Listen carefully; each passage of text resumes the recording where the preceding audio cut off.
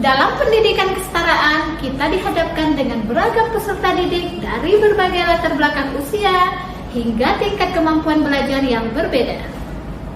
Setiap peserta didik memiliki kebutuhan dan cara belajar yang unik.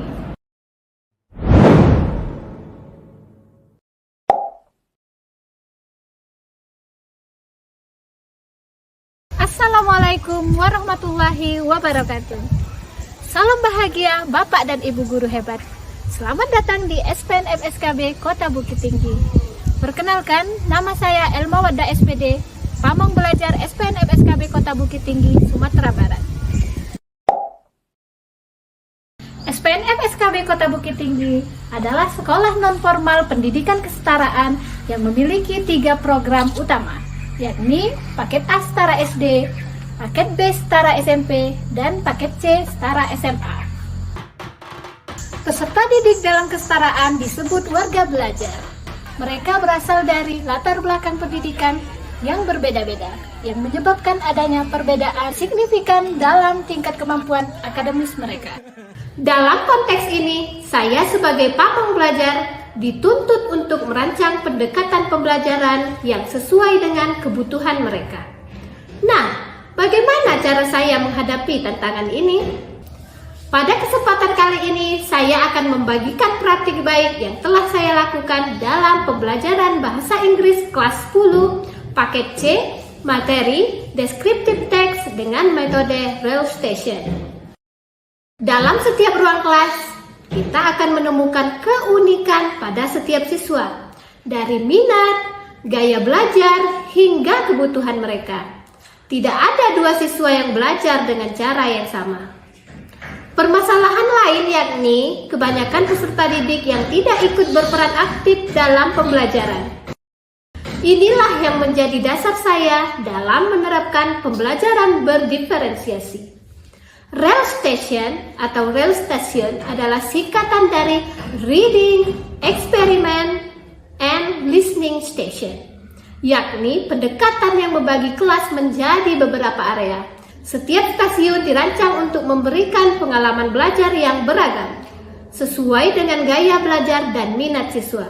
Saya membagi stasiun ini menjadi 3, yakni Reading Station, Experiment Station, dan Listening Station. Di setiap stasiun, siswa akan dihadapkan pada tantangan yang berbeda, yang dirancang sesuai dengan kebutuhan individu mereka.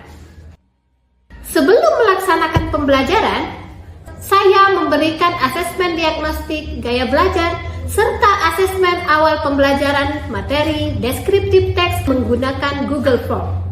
Asesmen ini bertujuan untuk mengelompokkan peserta didik berdasarkan gaya belajar dan tingkat pemahaman awal materi. Setelah melakukan asesmen ini, saya melakukan identifikasi hasil asesmen diagnostik tersebut, sehingga diperoleh data sebagai berikut. Hasil asesmen diagnostik menunjukkan ada 3 peserta didik yang paham utuh, 2 peserta didik paham sebagian, dan 4 peserta didik yang belum paham tentang materi deskriptif teks. Setelah mendapatkan data-data tersebut, saya mulai merancang proses pembelajaran berdiferensiasi dengan metode RealStation, mulai dari membuat modul ajar, bahan ajar, media pembelajaran, serta merancang asesmen. Saya merancang modul dan bahan ajar dengan menggunakan aplikasi Canva. Sebelum pembelajaran dimulai, peserta didik membaca doa dengan dipimpin oleh ketua kelas. Selanjutnya, saya mengecek kehadiran peserta didik dan memulai pembelajaran dengan menyampaikan tujuan pembelajaran terlebih dahulu agar peserta didik mendapatkan gambaran apa yang akan mereka pelajari. Setelah mendapatkan gambaran materi dengan menonton video, selanjutnya saya mulai membagi peserta didik ke dalam 3 kelompok berdasarkan gaya belajar dan pemahaman awal materi pembelajaran. 1 kelompok listening station, 1 kelompok reading station, dan 1 kelompok experiment station. Untuk diferensiasi konten, Saya telah membagi sumber ajar untuk setiap kelompok. Di listening session, peserta didik diberikan listening podcast tentang describing a place. Stasiun kedua yakni reading station. Stasiun ini menawarkan aktivitas membaca cerita bergambar tentang describing my house. Di stasiun ketiga, yaitu experiment station, siswa diajak untuk berkreasi dengan membuat map board tentang tempat-tempat yang ada di sekitar rumah dengan dibantu oleh clue card yang telah dibagikan. Saya berkeliling dari satu stasiun ke stasiun lain, memberikan bimbingan dan dukungan sesuai tugas yang ada di stasiun mereka masing-masing.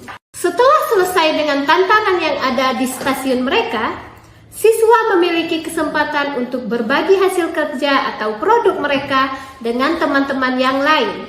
Ini akan membangun rasa percaya diri dan keberanian dalam mempresentasikan hasil karya mereka di depan kelas. The country has 2,000 mosques and taxi. Kelompok listening station mempresentasikan produk tentang deskripsi wisata yang ada di kota Bukit Tinggi.